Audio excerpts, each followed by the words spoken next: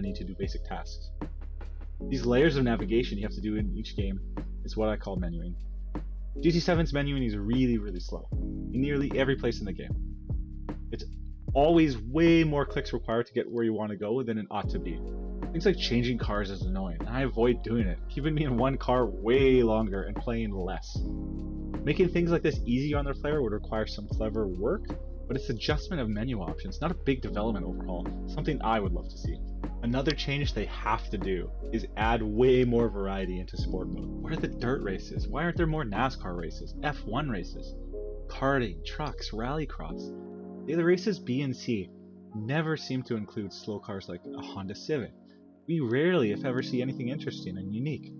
GT3 cars at Interlagos, GT4 cars at some fantasy course. It's the bread and butter. And this stuff is fun. I enjoy those races. But one of the fortes of GT7 is the wide breadth of well-simulated and different types of vehicles. I want to race multi-class. I want LMP cars on the high-speed ring. I want a one-lap race around the Nürburgring using go-karts.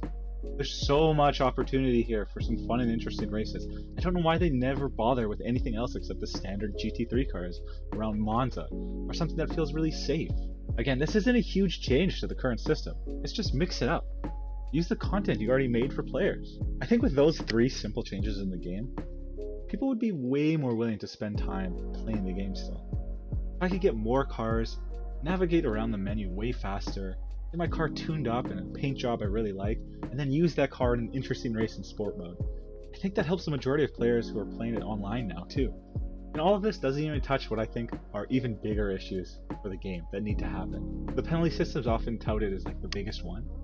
So many races are ruined by a penalty system, or oddly enough, the lack thereof. It's not even that the penalty system's the issue, it's really the damage one. GT7 still doesn't simulate realistic damage very well. As a result, a player ramming you from behind or hitting a bollard doesn't do much damage to the car, resulting in a lot of people taking huge risks and getting really elbows out, when in reality, you could never do that. iRacing doesn't have penalty issues nearly to the same extent, although I'm not a huge fan of their system either, but because even a tiny tap could put your vehicle in a damaged state that takes you out of contention for whatever position you were fighting for, people generally race much cleaner in iRacing. That's the true fix to the problem. Realistic and improved damage is going to equal less crashy, elbows out players, which is going to result in way less penalties. So the emphasis on wanting penalties to help control the race is gone, because you're more reliant on the damage that's going to be caused by getting elbows out. Anyway, that's all I wanted to say about GT7. I love the game. I'm still playing it today. Those are some small things I think could really help improve the game, and I just wanted to start a conversation about that. Thanks for watching, guys. Bye.